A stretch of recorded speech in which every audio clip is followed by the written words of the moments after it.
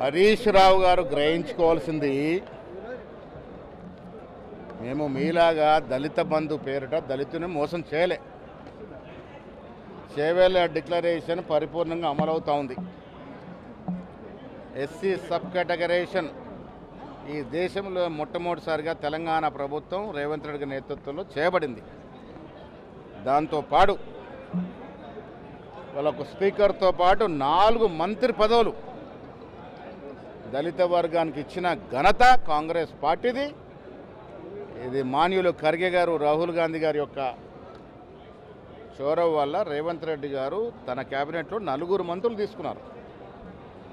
మీ హయాంలో ఒక deputy CM చేసి అర్ధరాత్రి తల నరికినటువంటి సందర్భం, అర్ధరాత్రి బర్తరఫ్ చేశారు.